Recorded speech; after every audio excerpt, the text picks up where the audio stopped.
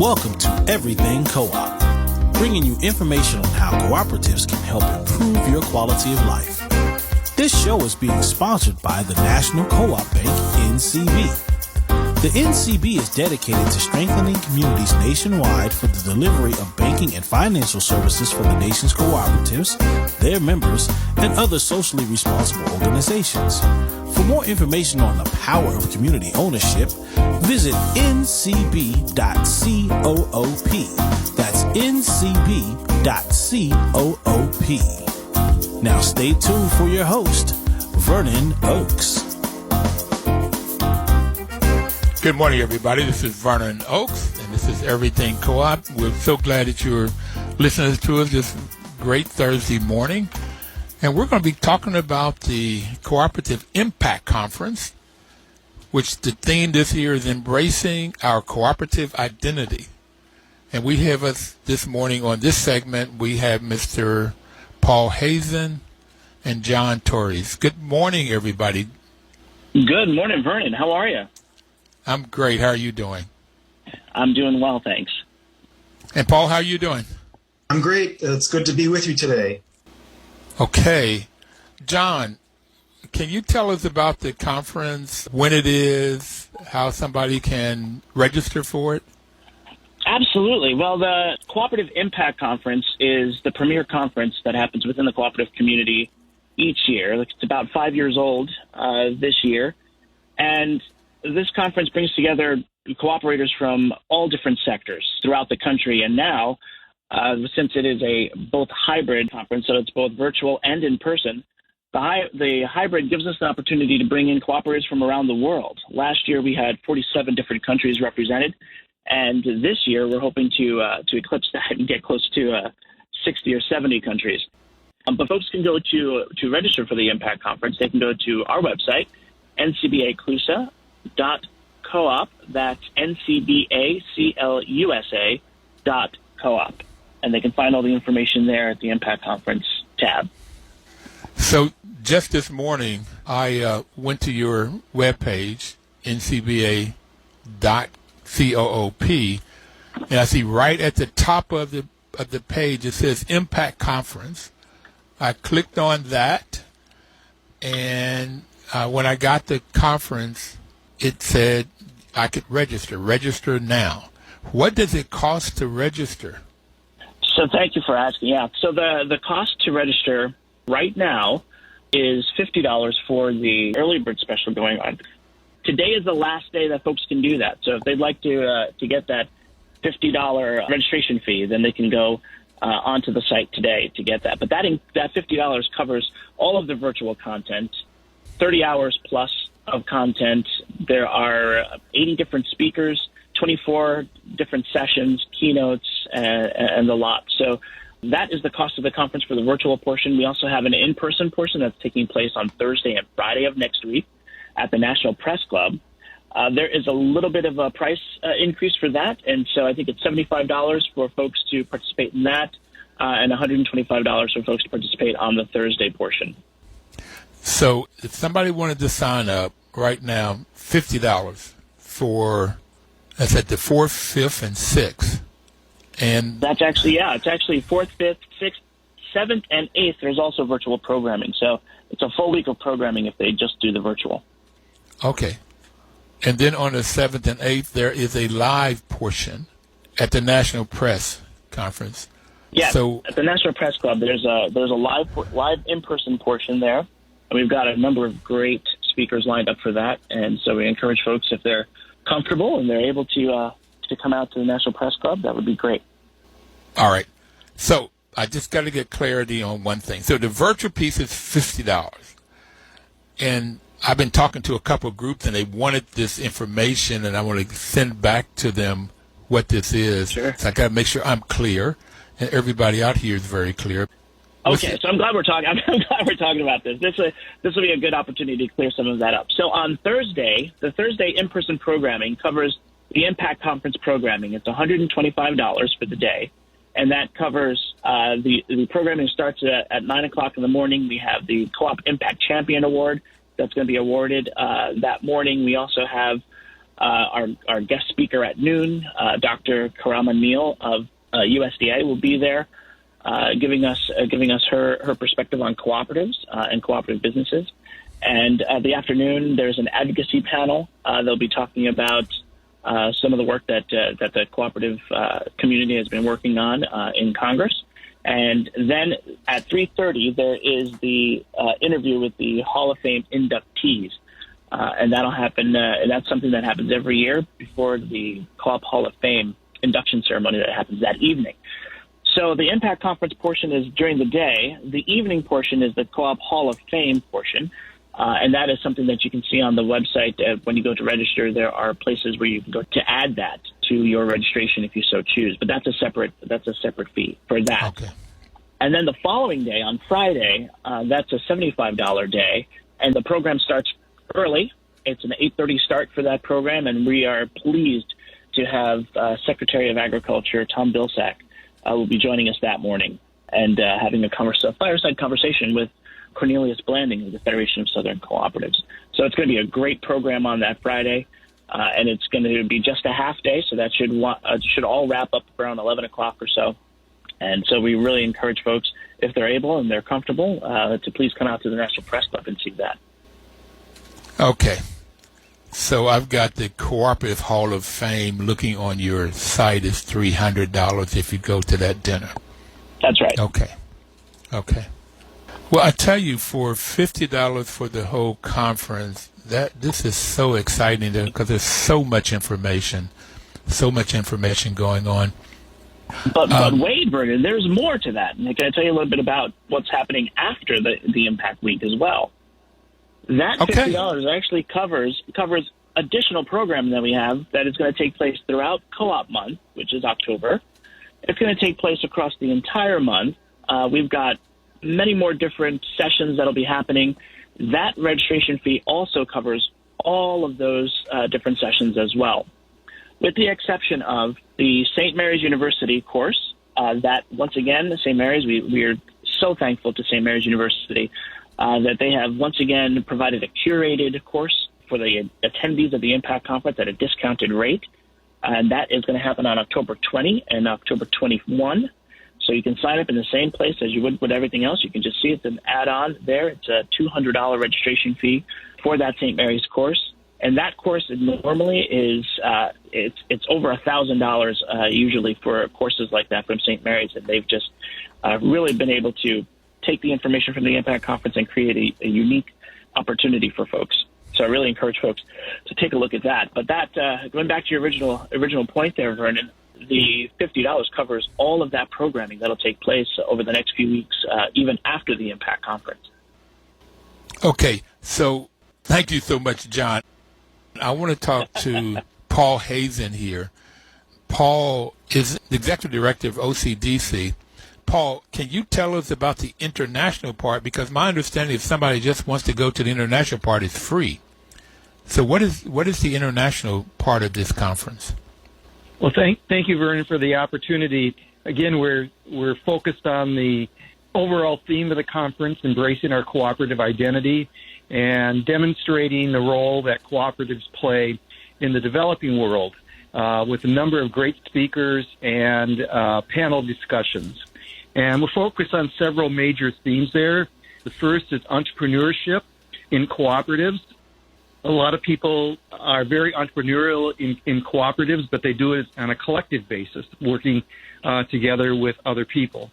We also have a focus on climate change, the role that cooperatives are playing around the world in addressing climate change. We have a very exciting session on October 7th, that's Thursday, that focused on building communities in Central America. We're fortunate to have a presentation by Senator Tim Kaine. Senator Kaine is the chair of the subcommittee on the Western Hemisphere of the Senate Foreign Relations Committee, and then a panel that focused on youth and women and their empowerment and involvement in cooperatives. So we're starting each day of the Impact Conference for the first 90 minutes for the international track. And as you said, that's free. You can go to the NCBA website and register for that separately from the other conference part of the conference. We encourage everyone to do both the international and the full conference track.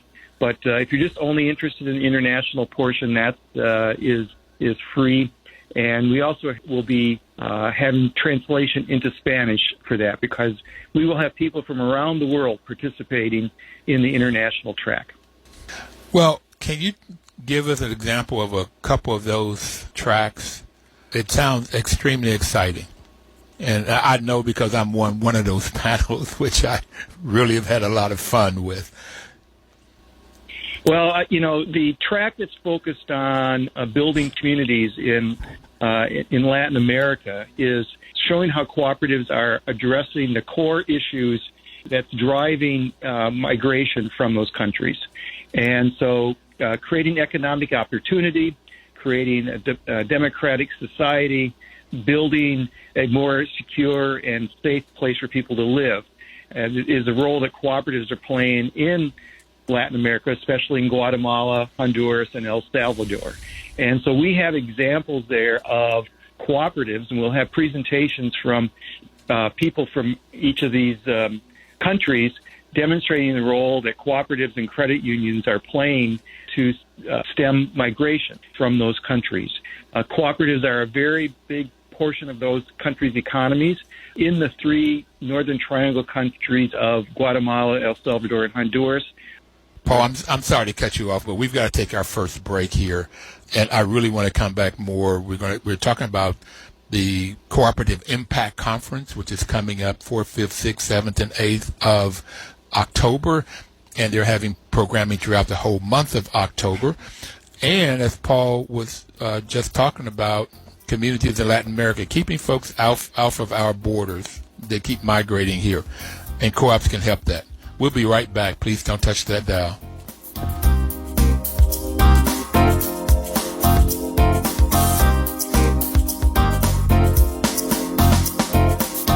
Welcome back, everybody. This is Vernon Oakes, and the program is Everything Cooperative.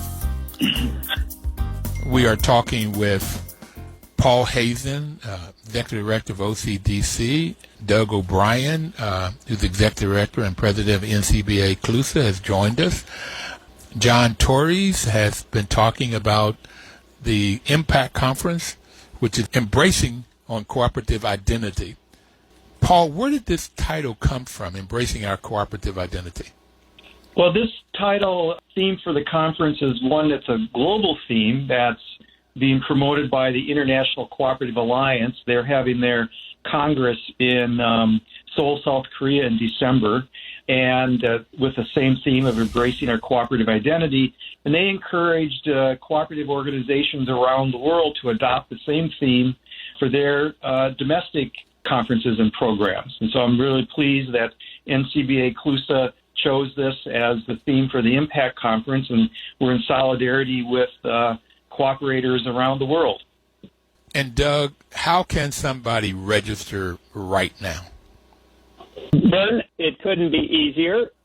Folks can go to the NCBA CLUSA website, and there's a button there for the Impact Conference and registration. And from there, you can navigate. You can look at the fantastic set of 80-plus speakers that we have, as well as the full agenda. So registration is real easy, and as you were talking about before, the content again this year is really fantastic. Both showing how people can embrace and act on their cooperative identity, and that linkage with the domestic cooperative movement, with the international development cooperative movement as well. So your webpage is ncba.coop. And if you go there, right at the top of the page, it says Impact Conference. Click that, and right away it says register now. It's very, very easy to do. And we've already said if it's just for the international portion, that's free. And John Torres had told us earlier is $50 to sign up today. It goes up after today, but sign up today and it's $50. So, Paul, I'd like to go back to you. You were talking about stemming the migration from Honduras, Guatemala, El Salvador. It was 3 countries you mentioned, and keeping them from leaving their home. And I have it, as I've met a lot of those folks, they don't want to leave their homes. And so often it's because there's no work there or because of drug cartels and security makes them leave. And so you were saying before we took the break that having co-ops, and co-ops is very big there, then that could probably keep people home because they can have jobs. Did I get that right? Absolutely, Vernon. Co-ops are the embodiment of the inclusive economy, giving everybody opportunity to, have a job, improve their lives, raise their families in a safe environment. And you're right.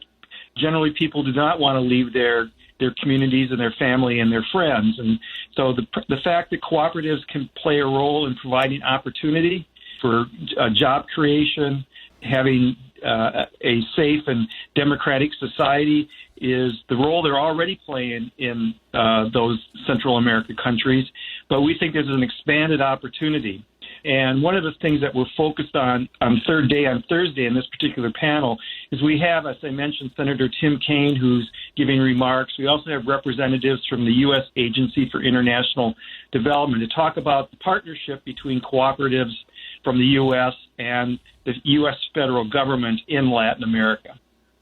So this is Thursday, October the 7th, and you have Tim Kaine on and talking about how we can keep people prosperous, happy, financial, physically, spiritually, everything through co-ops, okay? And they will stay home and be happy in their homes. That's phenomenal. And all you have to do is sign up at ncba.coop. At the top of the page is Impact Conference, and then it's registered now, and it's free for these international, but you have to register. You must register. That's okay. Correct, Bryn. And Tim Kaine, chair of subcommittee on the Western Hemisphere. He's Senate Foreign Relations Committee. So it's awesome that you have a senator on the panel. Yeah. How'd you pull that off?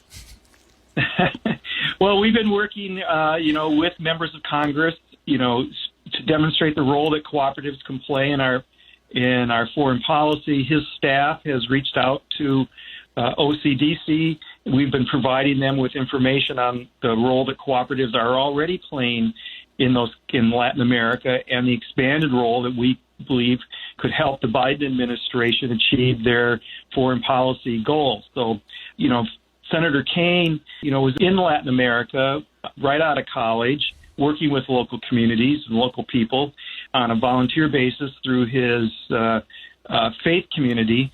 And so he has seen the role that cooperatives are playing in Latin America and really believes that there's an opportunity for the U.S. government to support the cooperative development activities in those countries. Fantastic. Now, that is on the 7th. What do you have on the 6th, on Wednesday? Well, we have a very important panel on climate change. Obviously, that's an issue that's facing the entire world. And again, we are discussing the role that cooperatives are already playing in alleviating climate change and the expanded role that we believe the cooperative movement can play in addressing this important issue. So, actually, Vernon, you're the moderator for that panel, but we have some really good examples of the cooperatives that are already working in this area. We have, in addition to that, we have some good speakers. Again, we have a speaker, Ann Vaughn from the U.S. Agency for International Development, and Frank Berg, who is with the National Rural Electric Cooperative Association, and he will be giving some excellent examples of the role that electric cooperatives play in mitigating climate change around the world. Well, I really had fun talking to folks on that panel, because on that panel is someone from Mexico. He's talking about what's going on in Mexico and the coffee farms, and India and fertilizers, Brazil, solar panels, and Madagascar, vanilla farms. So it's all over the world, and it's interesting. But just quickly, Paul, tell us what OCDC is. Well, OCDC is a U.S. membership organization. We have 9 U.S. cooperative organizations that are our members. And what they have in common is that they all work around the world developing cooperatives. We're pleased to, one of our founding members is NCBA CLUSA. You know, our members have been working internationally for over 60 years, developing cooperatives, empowering people, making sure that women have opportunities for economic advancement.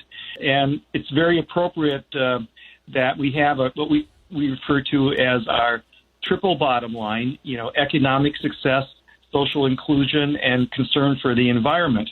And so this particular panel on climate change, again, is focused on demonstrating the role that cooperatives are already playing addressing climate change. Triple bottom line, economic success. What was the second? Social inclusion and concern for the environment. And this climate change is definitely concern for the environment, but it also, if we keep having fires and floods and hurricanes, it's also about social inclusion because folks cannot be social if they don't have a place to live. And what's interesting, too, is economic success. There's a lot of problems that happen when the effects of climate change is there. Paul, this is excellent. Thank you. I know you said you'd be on for a half an hour, and for the next half an hour, we're going to talk to Doug. What else would you like to tell us in the next minute before we take our next break about this Impact Conference and how co-ops affects the world? Well, the cooperative movement around the world is very significant. 1 billion people belong to cooperatives. And in the developing world, it's the key to economic success for many people.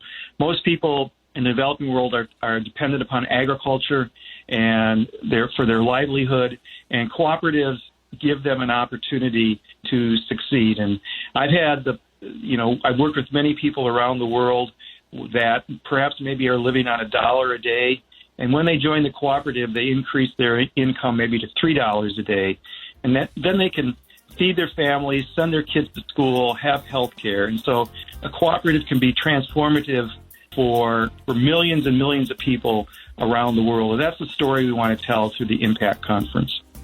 Thank you. Thank you, Paul. We'll be right back, everybody. Please don't touch that dial.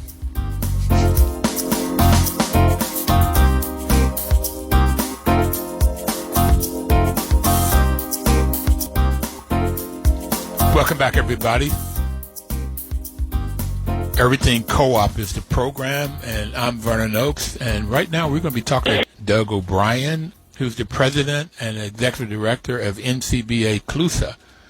Doug has already told us all you have to do is go to ncba.coop, and as soon as you come to that first page or home page, you see Impact Conference at the top. You click on that, and as soon as you click on that, it says Register Now. You can also get the agenda. And Doug, let's talk about that agenda. It is powerful. John Torres told us earlier it's only $50 to start this whole process, to get all of this. And there is a wealth of knowledge. Matter of fact, I'm going to be glued to the screen here on those days, the 4th, 5th, 6th, 7th, and 8th, because of all of this tremendous information. Tell us about the conference, Doug, and the new cooperative scholarship program. Vernon, I appreciate the question. We have a great agenda to really drive this theme around embracing our cooperative identity. I'll just mention, probably start off and talk about a few of the keynotes. As John Torres mentioned before, we have Secretary Tom Vilsack in person Thursday morning, first thing at 8:30, and he's going to have a conversation with Cornelius Blanding, who's the executive director of the Federation of Southern Cooperatives. And they'll be talking about how cooperatives can be a key strategy on the agenda to build back the economy, an economy that's more equitable, more sustainable, more inclusive in the wake of the COVID, pandemic. In fact, Vernon, just before I was able to jump on to talk with you today, I was with Jessica Gordon Nemhart, who you know well, is one of the heroes of the cooperative community here in the United States. And she was in conversation with Anu Pusa, who is a professor in Finland and who was a bit of a internet sensation earlier this year. She recorded a TED Talk that on the power of cooperatives that really took off. So we're going to be able to hear from these two fantastic cooperative thinkers. We'll also hear from Sarah Horwitz, who is a very well-known author. She had a really impactful book that she released earlier this year called Mutualism. And that book is about how people need to really become more involved in their community, more involved in their businesses to solve today's generational problems. And she points to cooperatives as one of those key strategies, as a proven strategy. So, the agenda for the 5 days, the first 3 days is all virtual. And then on Thursday and Friday, the 7th and 8th, we've got some in-person programming that we've talked about. It's going to be a really exciting week. And then, in fact, we got so much going on in October, which is Cooperative Month here in the United States, that there'll be programming throughout the month. For instance, toward the end of the month, we'll be able to present on a report and a survey that we worked on with the Cooperative Development Foundation on how the cooperative community is doing work on diversity, equity, and inclusion, and probably most importantly, some recommendations on how we can even do better. So there's a lot there, and I could keep going on, Vernon, but I'll just pause and see if you want to go in a particular direction. Well, I'm excited about all of it. The thing is, on the 8th with Vilsap and Cornelius Blandy, can somebody see that virtually, or do you have to be at the National Press Club to listen to that in person? No, that's going to be live streamed. So anyone who registers for the virtual program of Impact will have access to that live stream, as well as content throughout the month of October. So you can choose to see it in person there at the National Press Club, or you can register for the virtual Impact and see it live streamed. And the same goes for the day prior. We have two senators, just a great showing of the bipartisan support for cooperatives. Senator Mike Rounds of South Dakota and Senator Tina Smith of Minnesota, one a Republican, one a Democrat. They're going to be with us to receive a Co-op Champions Award. They'll be in person at the National Press Club. It will also be live streamed. And they're real champions of using the cooperative business model to revive rural economies. And we wanted to recognize them for their work. Okay, and I would love to have one of them, if not both of them, on this show sometime to talk about their work. We'll see how we might be able to get that accomplished. Happy to help on that. They'd love it. So October is a wonderful, wonderful month. This is the 8th year. October is we're celebrating our 8th anniversary being on air, talking about co-ops. It is Co-op Month. That's two good reasons. And my birthday is October, so that's a great matter of fact, it's October the 7th. And so it gives me a chance to celebrate my birthday and be with you guys. And you are giving me a wonderful gift with all of the things that you're doing through the month of October. It's phenomenal. So on that co-op, the night of the Co-op Hall of Fame, we'll be able to sing you happy birthday, maybe, Vernon. That'd be fantastic. I love what you're doing. I have it, and Paul has left us, but he was talking about in developing countries how co-ops can help the folks in developing countries get economic success, social inclusion, and concern for the community, a triple bottom line. I have it the same way for black communities here in the U.S., brown communities here in the U.S., Native communities, women, anybody. Matter of fact, I grew up in West Virginia, as I've said to you guys before, and where we grew up, it was black and white. We were mixed, and we were all poor.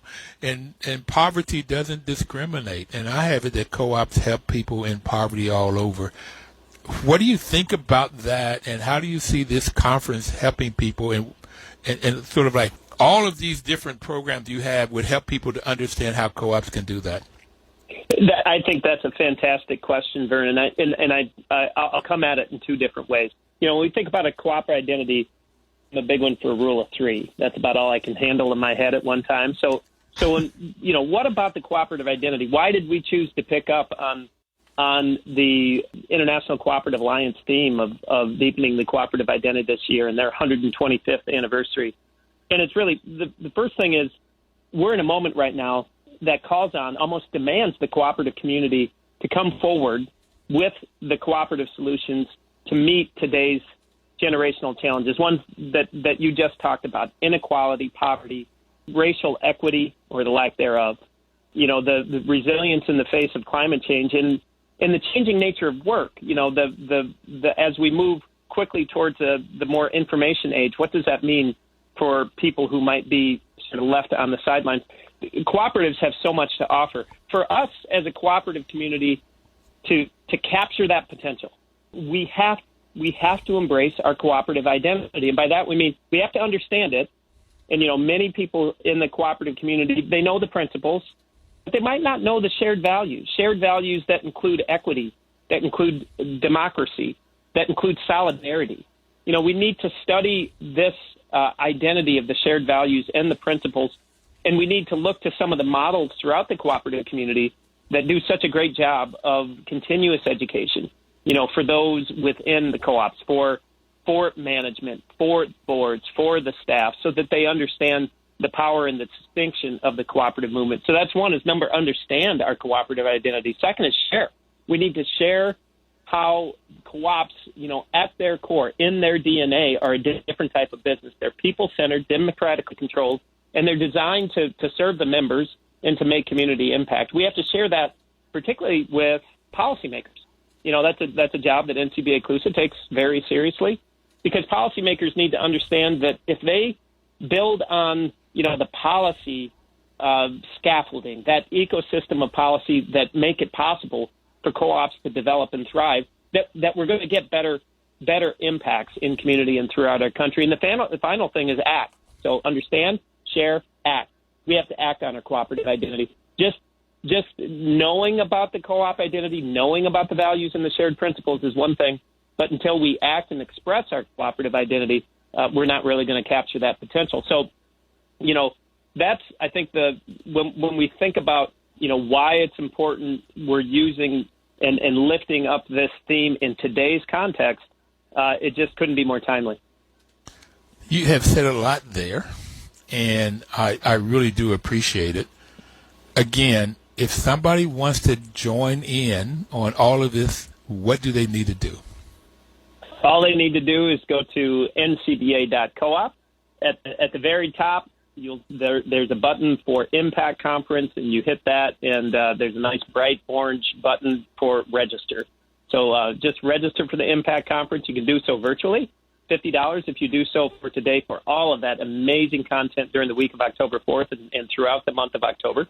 And if you choose to come to the National Press Club on the 7th and 8th, there's an extra registration there for that in-person content. So that's the way to do it. That is so inexpensive for all that one will get. And John had talked about later in the month, the 20th and 21st, that St. Mary's is doing a class. And if you register for the Impact Conference, that class only costs $200. What do you have to say about that? Well, we're really excited to, again, partner with St. Mary's University, who has the cooperative management program. We've now, I think this is our fourth year running that we partner with them. This year, it again, just as last year, it's a virtual presentation, and they created a special curriculum to really focus on the theme of cooperative identity and what it means in a very practical way for people working in their cooperatives and in their community. So it's that I couldn't recommend folks taking a look at that course. There's just it's such an easy way to get some really fantastic content and a great faculty as well. So Paul had talked about economic success, social inclusion, and concern for the environment. I have it as 3 Ps. People first, what co-ops consider is people first, planet second, profit third. And I have capitalists that are concerned about 3 Ps too, profit, profit, and profit. The other 4th P I put in there for co-ops is political. And that's what you were talking about, really getting the politicians around and getting policies created that it can help co-ops and help co-ops develop. Yeah. I would like for you to talk about this Young People Scholarship. If you could do that in a minute, and then we're going to take a break. What is that Young People Scholarship, and how would one get into that? Yeah, well, we have every year of co-op, of course, we're in the fifth year of cooperative impact. We featured content in the cohort for emerging cooperative leaders. The new cooperator scholarship, we've got 13 folks from across the sectors and across the country who are going to be part of this. Thanks to Nationwide Mutual Insurance Company for making that possible. So this is a group of folks that we bring together. We'll have at the beginning of the conference, they'll be able to see some premier content on the cooperative business model, and then they have access to all of the programming that everyone else does in terms of the both on the week of October 4th and throughout the month. We think it's so important to lift up and support the emerging cooperative leaders, and so we're just really happy we're able to do that again this year. Okay, we'll be right back, everybody, to talk more about the Co-op Impact Conference. We'll be right back.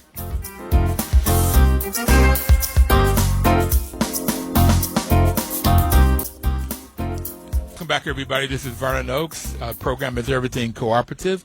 And right now we have Mr. Doug O'Brien on with us. Paul Hazen was on, and John Torres. So right now we're talking about the Impact Conference, which is embracing on cooperative identity on the 4th through the 8th of October, with tremendous programming, lots and lots of information, 80 different panels, discussions. It is absolutely wonderful. And what I would like to ask Doug to do is just talk about, I know on October the 4th, which is Monday, what are you doing on October the 4th? Yeah, so October 4th, right, that's Monday. It's all week, right, Monday through Friday. So Monday we open. The opening program includes the chair of the International Cooperative Alliance, Ariel Guarco, will provide a message to the U.S. cooperative community. I'll be on hand with my chair, Carla Decker, the chair of NCBA CLUSA, and we'll help frame and talk about the importance.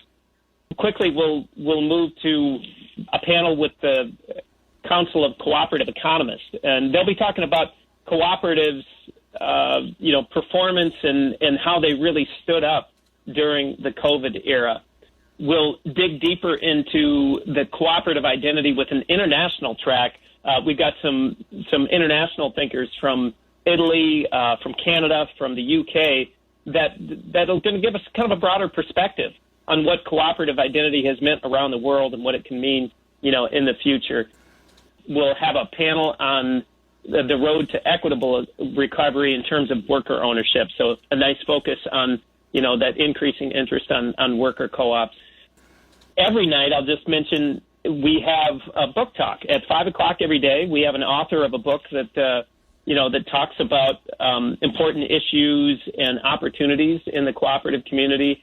The authors include Natalie Brazil. We've got E.G. Nadeau. And then I talked about, we have a keynote on one of the days from Sarah Horwitz, who's a fantastic author. So that's Monday.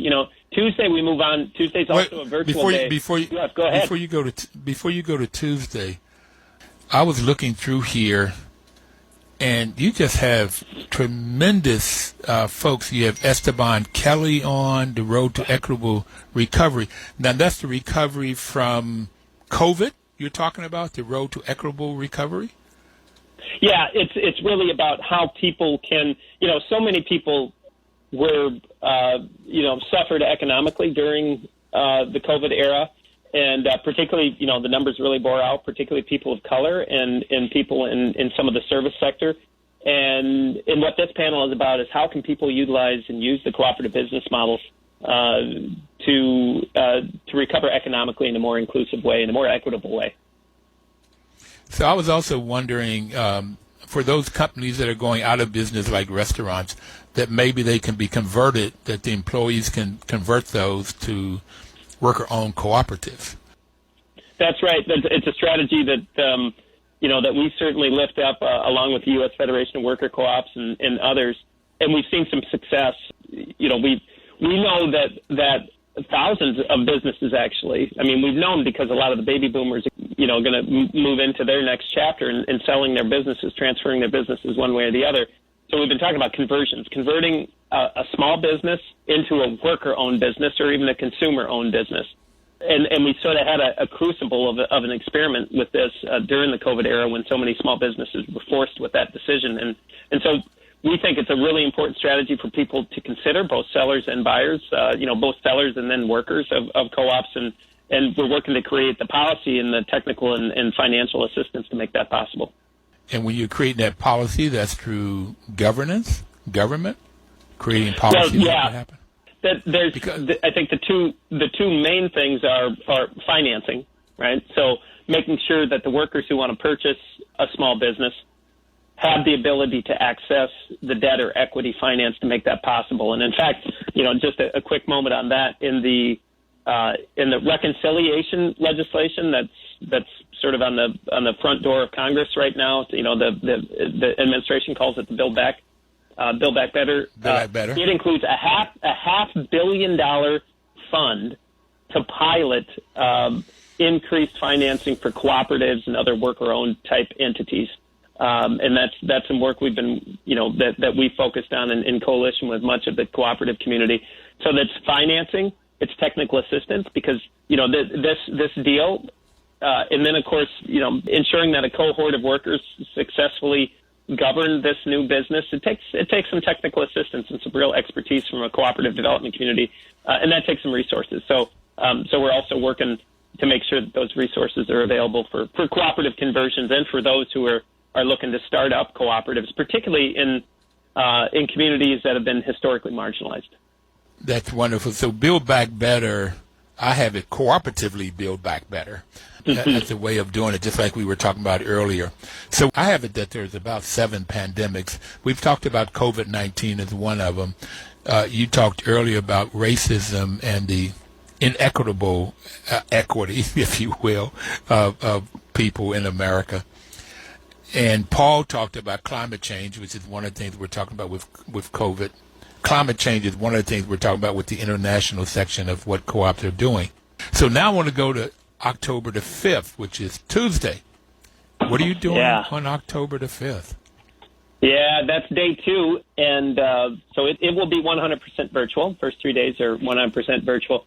A lot of great content, again, starting at 8:30 in the morning. There's a track that Paul already mentioned on the international track, looking at entrepreneurship at the core of the co-op identity in international development. So that's our first panel. And then we'll look at place-based co-op development through a racial equity lens.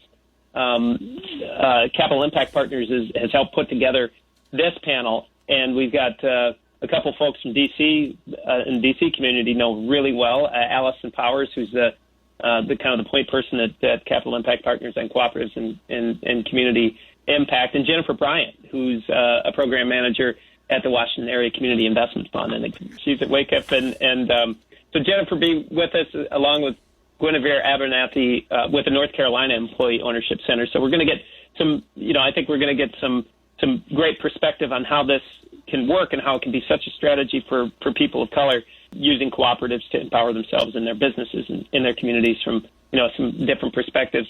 And then there's that keynote conversation between Esteban Kelly and Sarah Horwitz, who is the author of the book Mutualism that I mentioned before. And then in the afternoon, we just kind of keep rolling and talk about cooperative solutions to food access realities. Really, really interesting panel of experts from North Dakota, from the Federation of Southern Cooperatives in the Southeast, and as well as people from Western Illinois University. It's primarily a rural look at how cooperatives can be used to increase food access up and down the food chain, and we're looking forward to that. And then later in the day, toward the toward the end of the afternoon, we've got a panel on scaling co-ops through a multi-stakeholder network, a Colorado solar energy industry case study. So this is a really interesting, using co-ops, not just in the consumer sector, not just in the production, but a multi-stakeholder co-op using and scaling solar energy, and they've done some great work in Colorado. So Nathan Schneider helped us put together with some of the leaders there in Colorado. And so, then E.G. Nadu, yeah, go ahead. No, go ahead and talk about the book first. Yeah, well, E.G., you certainly do know E.G. He authored a book, released it here a number of months ago, and he's going to be on hand for a virtual book talk. The book it couldn't be more timely and focused and strengthening the cooperative community. 17 ideas, I think, that he's really focused on over his long and storied career as a cooperator.